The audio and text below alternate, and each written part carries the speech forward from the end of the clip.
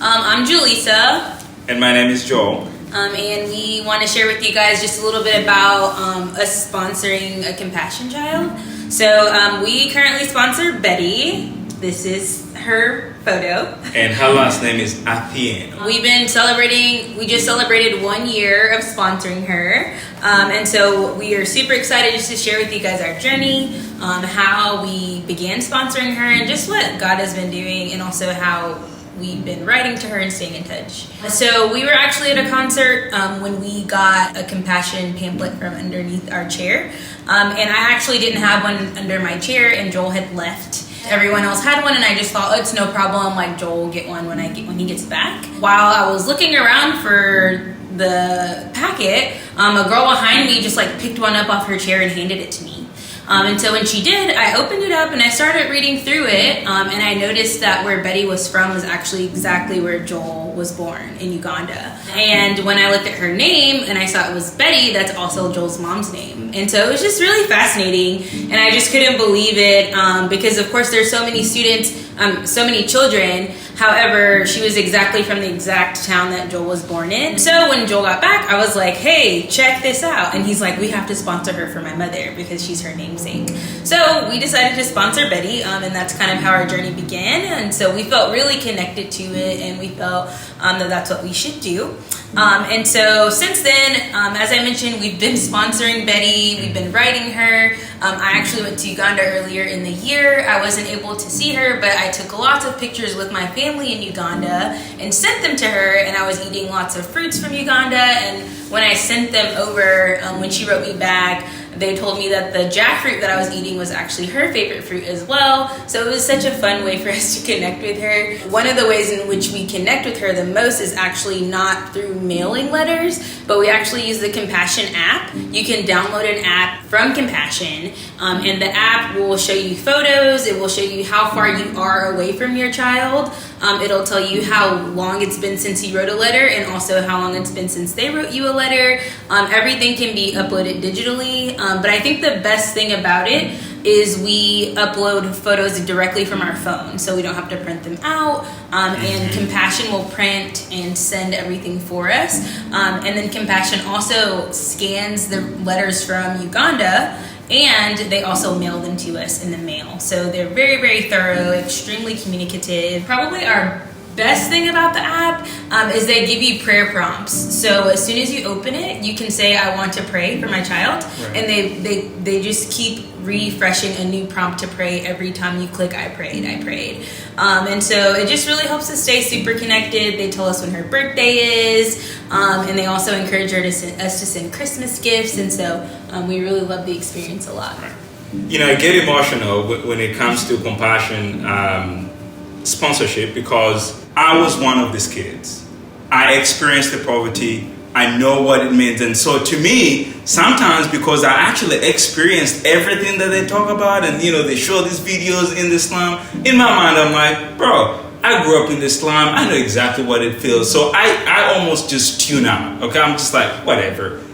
So anyway, after they said the packets were going around, I wasn't thinking about it. I was like, we're not sponsoring a child, because we already do sponsor other children through other organizations. In my mind, I'm like, nope, I'm not going to do it. This is going to be out of impulse. I'm crying already, and I'm not going to do anything out of impulse. So I went to the bathroom.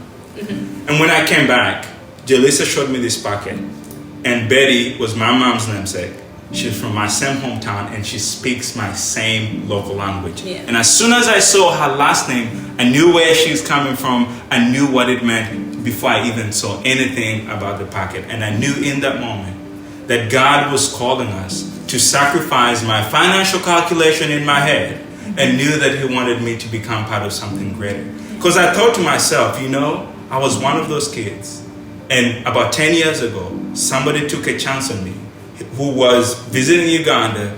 They asked me, Joe, what do you want to do? I said, I want to be an architect. And because of that relationship, several people along the way put money together. I came to the United States for my first time in 2013, went to University of Memphis, went to architecture school, met my wife in Memphis, and now came to Atlanta, got 2 master's degrees at Georgia Tech. I teach at Georgia Tech, work in Atlanta, and you know what's funny is that who knew that somebody's conviction to invest in a child that they did not know about would actually yield so much more for the kingdom. And I knew as soon as I saw that packet, I said, I want to be that person for Betty. And she's going to be surprised that a Ugandan in America is actually sponsoring her. And to us, that is really exciting. And, we're hoping to go home actually tomorrow. And we hope to try to see if we can actually be able to spend some time with Betty and her family. To me, when I read these letters, I can't help but think about just my own story. I grew up in Banda, not too far from Chebando, that is actually featured in the Compassion Journey that they shared with us this past week. I grew up in Islam, and my father passed away when I was really young, and my mom, as a single mom who didn't have a job, we lived on about $1.50 to $2 a day in Islam. And every time I read this letter, I can't help but picture myself in that situation, this little investment that we pay monthly, the little faith that we put in to actually provide for Betty. We have no idea what God would use our faithfulness monthly to actually do for the kingdom and the world. And I think about our story, that if somebody did not actually take a chance on us, we would not be in Atlanta. We would not be at Renovation. We would not be doing the very same things that we are doing for Betty. And so I will read one of the letters, if I don't cry. Calvary greetings to you, Joe. Receive warm greetings from Betty and her family.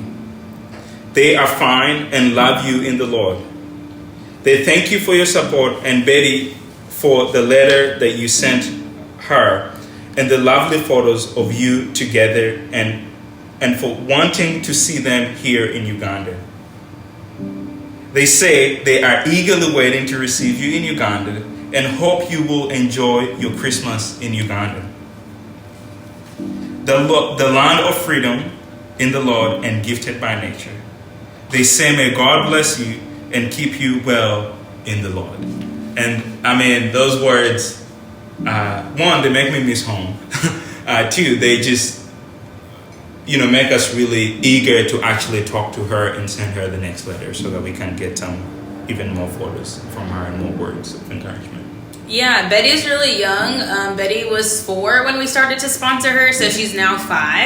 And I think last week, or maybe 2 weeks ago, we received an updated photo of Betty. And so I was like, wow, she's grown so much. She's big now.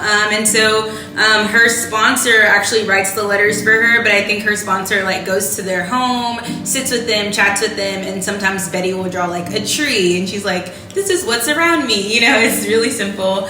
But for us, even though our child is young, some of you all might sponsor children that are a lot older. And so I think your even letter writing experience might be even more personalized because your children might, be able to write and just kind of process a little bit more. But even for us with such a young such a young child like Betty, we still have a really personal connection, and they always are very attentive to any of the things that we write and always really encouraged. So that's how our experience is. Yeah, maybe let me say one thing about letter writing. Sure. So the church that I grew up in Kampala, had a compassion program.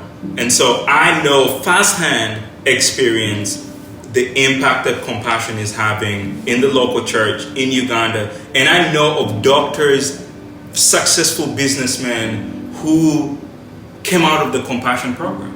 And I know of actually people who live in California and different states in America and have started international organizations that were kids in compassion. But I remember Saturdays when I would go to church and it was letter writing day. It was the most exciting day for every compassion child in my local, where I grew up. And the day when they received the letters from their sponsor, it was the most joyful day for every compassion child. And here's the reason why.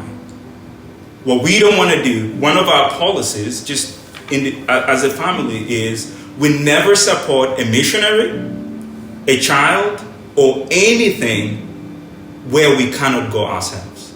So our number one criteria, if we're going to support anything, is that we are going to make sure we plan the next year to actually go ourselves and experience what God is doing there. So writing a letter in lieu of going reminds your child that they're not a project.